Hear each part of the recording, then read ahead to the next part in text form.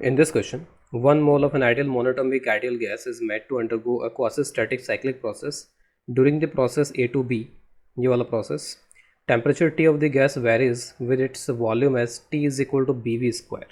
कुछ इस तरीके का यहाँ पर ये, where B is a constant. During the whole cycle, maximum pressure of the gas is 2 times of the minimum pressure. तो जो maximum pressure है that is 2 times of P minimum.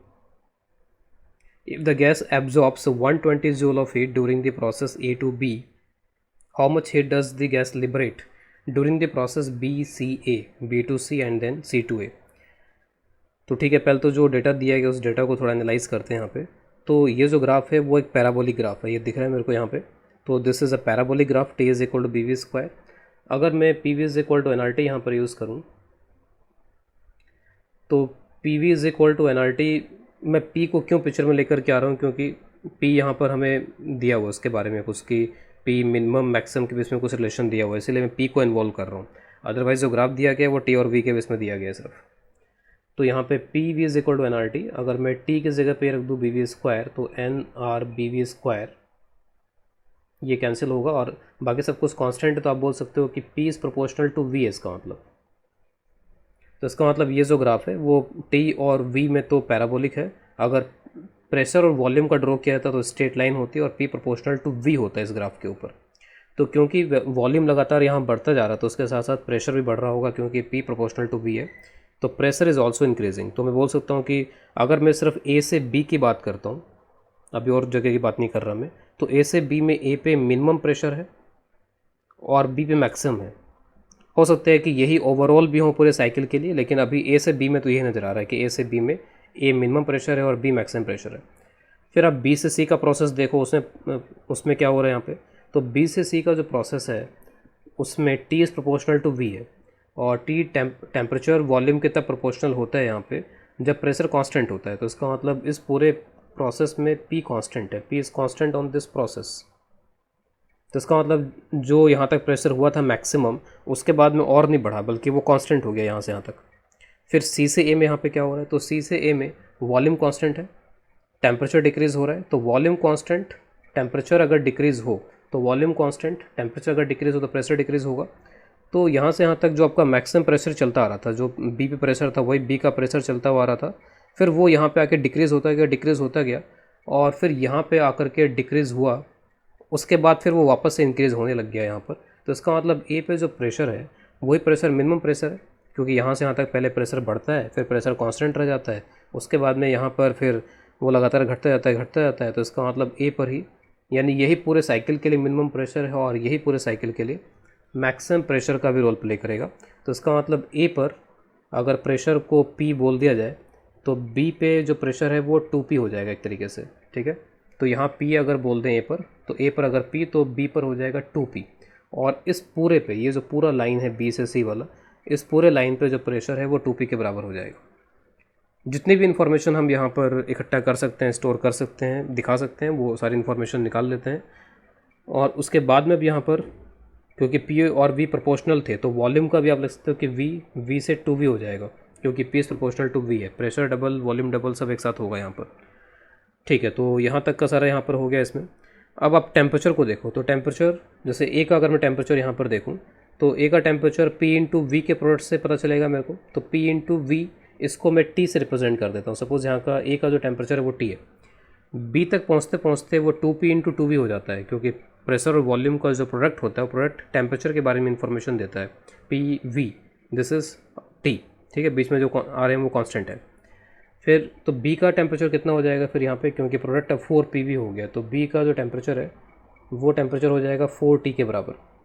मैं टेम्परेचर हर एक पॉइंट के इसलिए कैलकुलेट कर रहा हूँ क्योंकि हमें हीट कैलकुलेट करनी है, और हीट कैलकुलेट करने के लिए वो डेल्टा टी का फॉर्मेट जनरली बन जाता है। तो हर जगह का टेम्परेचर अगर पता चल जाए तो बहुत आसानी से हम यहाँ पर हीट हर जगह का रिलेट कर सकते हैं आपस में। सी का अगर हम निकालना चाहें तो सी पे जो वॉल्यूम है वो V है और सी पे जो प्रेशर है, क्योंकि इस पूरे लाइन पे प्रेशर 2p है, तो यहाँ प्रोडक्ट कितना हो जाएगा, प्रेशर हो गया 2p, वॉल्यूम हो गया V, तो 2p इंटू वी हो जाएगा फिर। तो this is 2p into we, क्योंकि इस पूरे पे वॉल्यूम कांस्टेंट था तो हर जगह वॉल्यूम V, इस पूरे प्रेशर कांस्टेंट था तो हर जगह टेम्परेचर 2p, तो 2p इंटू वी। तो 2pv, 2p का मतलब यहाँ पर मैं लिखना चाह रहा था 2t। तो हर जगह का टेम्परेचर हमें टी के टर्म्स में पता चल गया है, तो ये अच्छी बात हो गई इसके अंदर यहाँ पे। अब मैं जो हीट का यहाँ पे डेटा दिया है उसको यूज़ करने जा रहा हूँ। तो क्यू ए से बी, तो पहले तो मैं देखूँगा कि क्या क्या कोई डायरेक्ट फॉर्मूला है क्यू निकालने का ए से बी के लिए। तो ए से बी का जो प्रोसेस है वो जनरली किसी स्टैंडर्ड प्रोसेस से तो मैच करता हुआ दिख नहीं रहा है यहाँ पे। ना तो ये आइसोबारिक है, ना आइसोकोरिक है, ना आइसोथर्मल है, ना एडियाबैटिक है यहाँ पे। ये तो P प्रोपोर्शनल टू V वाला है यहाँ पर। तो P प्रोपोर्शनल टू V वाला अगर है यहाँ पे तो P is equal to KV type का यहाँ पर। ये इसको आप ऐसे भी लिख सकते हो, PV के power -1 is equal to constant. इस तरीके का जो प्रोसेस होता है यहाँ पर उसको एक जनरलाइज्ड वे में बोला जाता है polytropic process. This is a polytropic process. Polytropic process, polytropic process क्या होता है? पॉलीट्रॉपिक प्रोसेस उन सभी प्रोसेस को बोला जाता है जिसमें ड्यूरिंग द प्रोसेस, जिसमें इसके बारे में थोड़ा आइडिया देता हूँ। ड्यूरिंग द प्रोसेस जो स्पेसिफिक हीट कैपेसिटी है, स्पेसिफिक मोलर हीट कैपेसिटी जो भी कह लीजिए आप इसको, वो C जो है वो कांस्टेंट रहता है। Process C remains constant. जैसे जनरली अगर आपको प्रोसेस में हीट निकालनी हो तो आप इसको ऐसे लिखते हो dq is equal to integral NC dt। तो आप उससे हीट निकाल सकते हो। अगर C वेरिएबल है, C चेंज होता जा रहा है लगातार, प्रोसेस जैसे जैसे आगे बढ़ रहा है उसके साथ साथ अगर C चेंज होता जाए तो आपको इंटीग्रेट करके हीट निकालनी होगी। और जिसमें C अगर वेरिएबल हो, अगर C वेरिएबल हो तो ये नॉन पॉलीट्रॉपिक प्रोसेस होता है। It is a non polytropic process अगर C वेरिएबल निकल के आ जाए। लेकिन अगर C कांस्टेंट हो तो हीट निकालना हमारे लिए बड़ा आसान हो जाएगा। Q इज इक्वल टू बिना इंटीग्रेट किए C बाहर आ जाएगा और N भी बाहर आ जाएगा और dt का इंटीग्रेशन क्या हो जाएगा, डेल्टा T। तो हीट निकालना हमारे लिए आसान होगा अगर यहाँ पर ये C during the process constant रहता है। और SSI प्रोसेस को आप पॉलीट्रॉपिक प्रोसेस बोल सकते हो।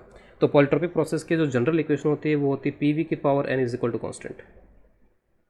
अगर N 1 हो गया तो आइसोथर्मल हो जाएगा, अगर N गामा के बराबर हो गया एडियाबैटिक एक्सपोनेंट तो एडियाबैटिक प्रोसेस हो जाएगा। तो इस तरीके से यहाँ पर ये किसी भी इस तरीके के प्रोसेस को जनरलाइज्ड वे में ऐसे लिखा जा सकता है। उन सही प्रोसेस में कॉमन क्या चीज़ है कि C जो है ड्यूरिंग द प्रोसेस बदलता नहीं है, आप हीट निकाल सकते हो डायरेक्टली ऐसे। तो इसकी हीट का एक डायरेक्ट फार्मूला भी हम यहाँ पर लिख सकते हैं, यानी कि C का एक डायरेक्ट फार्मूला हम लिख सकते हैं यहाँ पे।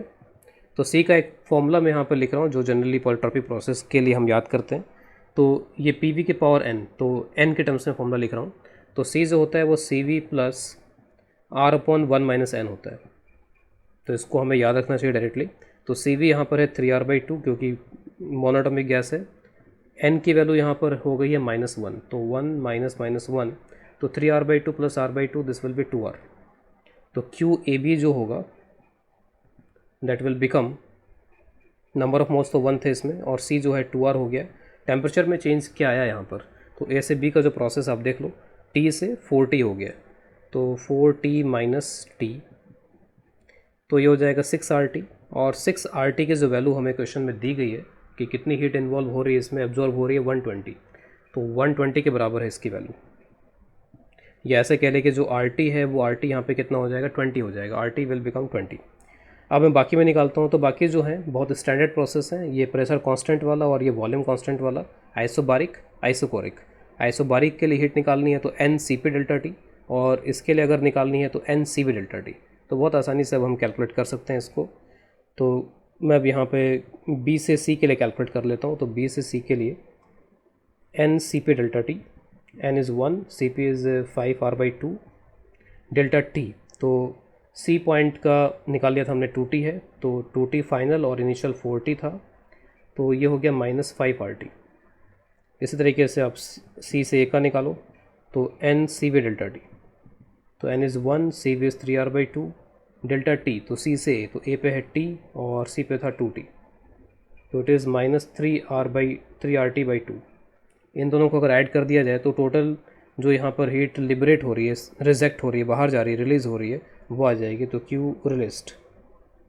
माइनस द्वारा आप उस माइनस का सिग्निफिकेंस समझ सकते हैं। माइनस का मतलब है यहाँ पे हीट जो है वो रिजेक्टेड है सिस्टम से। यहाँ पर जस्ट मैं मैग्नीट्यूड वाइज इसको लिख देता हूँ।